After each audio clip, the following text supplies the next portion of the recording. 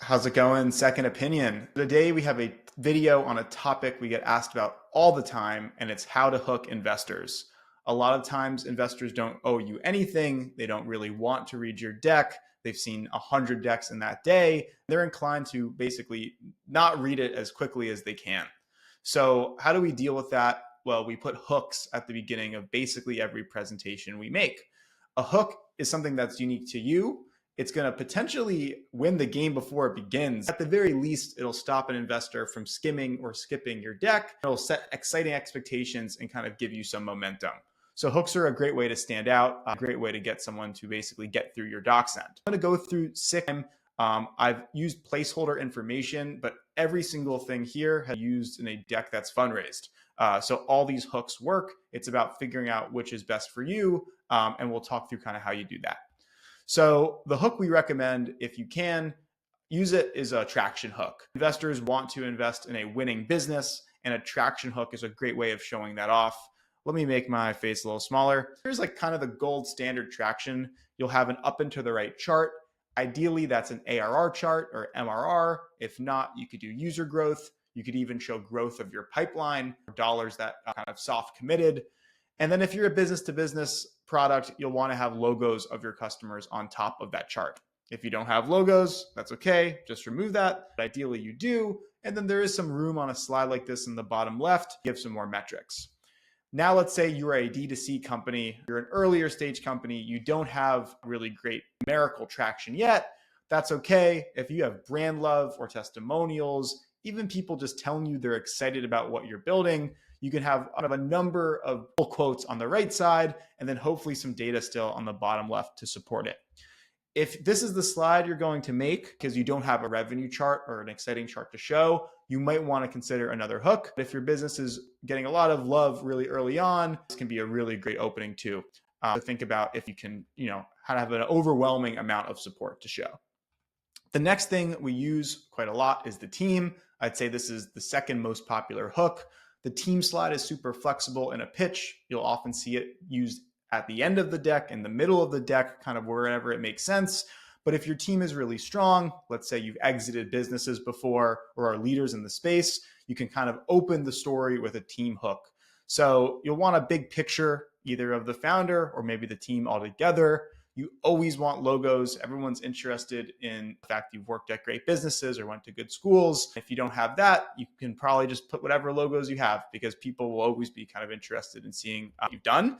And then in a slide like this, you want to really lean into achievements. So you want, over half the slide to maybe be a timeline of things you've done. It can be bullet points, it can be kind of mini stories of successes you've had in the industry. This is a really story-led team slide, a little different than the more common team slides. They're just a list of the individuals.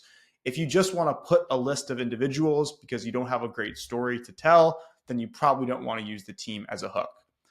Let's say you have two founders that each have their own stories. You can have two pictures and then logos or kind of bullet points, and then maybe some storytelling underneath. The next hook we sometimes will see is an education hook. I'd say this is used maybe the least frequently of all the ones you'll see. What's interesting about it is it actually plays nicely if there's another hook before it. So the great thing about this is you could open with traction, then you could use something like this, and then you could start your story with the common problem, opportunity, solution flow, that you often see. So this is nice because it can pair well with other hooks. It's a flexible type of slide. We'll often title this context, and it's kind of a did you know? So it's some statement about the industry, something philosophical, just interesting to investors that they probably wouldn't know or that at least would make them think. And then on a slide like this, you really want to let the story lead, but you do have room for maybe some data points and the impact of those data points down here. So this would be a great place to show that the market's really big and maybe there's a problem in it, or show that there's competitors that are missing the point and that's creating an issue. So there's kind of room to tell a mini story underneath. But I'd say if you're an industry expert or really want to get someone thinking about your market, do a slide like this, which isn't a traditional market size slide. It's more about the context, something going on in a market, maybe with some data to support. The next one I want to talk about is the villain. This is a really interesting hook. You see this in other parts of decks as well, but I think it can be a great way to open up. Say you're in healthcare and you're trying to solve the problems created by Epic. You might want to use a villain slide.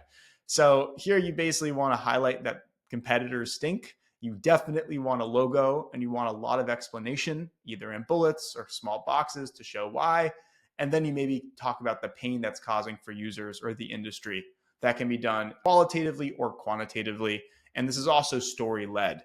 I think you'll see a lot in all of these that I'm purposely putting big placeholder headlines because you want a hook to be pretty quick. No hook should take too long to read. It should be a statement with some support. That's something you'll kind of notice everywhere. None of these slides are too detailed, and that's by design.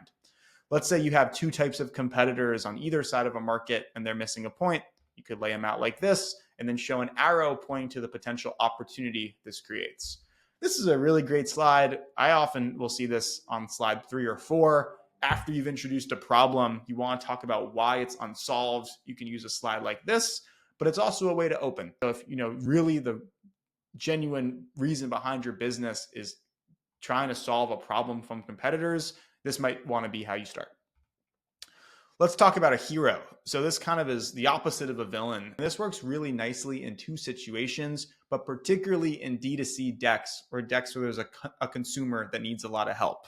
People emotionally react to visuals, they react to faces, and more often than not, we tell people to remove stock images in pitch decks or remove any real images at all, unless they're product images or community images or things like that. In this case, you want an image. So this can be a real person. Hopefully you want to highlight them and tell a story about them. They obviously need to have problems. If they don't have problems, there's no reason to talk about your solution later in the deck. And ideally you can show that qualitatively and maybe quantitatively too. Now let's say the hero here is a business who needs your help or some industry who needs your help. You can maybe show a timeline of problems kind of going across the bottom left. And then that also should culminate hopefully in some number, especially in the business case version of the hero. I guess, this version of this kind of opening slide will need there to be a economic issue that this person's facing. So maybe this should be titled The Person Who You Save. Either way, you're the hero and this is the person who needs your help. Now let's talk about the vision. I think this is used often at the end of a deck, but if it's really strong and you really want to grab someone right away, maybe you don't have the best traction or team story, but you do have something really daring, I'd say the vision is an awesome opening. You need to think about how you're going to change an industry, bring some paradigm shift. If you can do that, you can maybe use a slide like this. It could be a different color than the other slides to grab attention. You can state simply how you will change the game that you're in, maybe show over time how you do bigger and bigger things and how that culminates in something major happening in your industry. So if you have a lot of confidence, you can open with a slide like this. We often will see the vision or a mission, let's say, kind of go into the title slide. So if you wanted to, per se, you could go here and explain here how you will change the game. It can save you a slide. So if it's a weak vision or it's not something that's so unique or you don't feel so strongly about it, I definitely would not use this hook. And if you wanted to mention it, you can maybe put it somewhere on your title slide. If it's really strong, if it's really exciting, whenever you tell people the vision, they get excited, you can put it up front. So to conclude, I want to talk about how you decide which one of these to use. First thing is if you're not sure, you never have to use a hook. When they appear and present themselves nicely to us, we will always use them.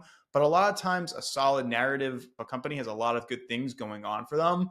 You can just get into the problem, talk about your solution, talk about your business. If you're doing well, that pitch should really work. Hooks are often useful when maybe you don't have so much traction yet, or you don't have a fully built business. Number one, if you do have the pitch already working, you don't necessarily need to start it with a curveball. With that said, I think especially successful businesses will always open with a traction hook.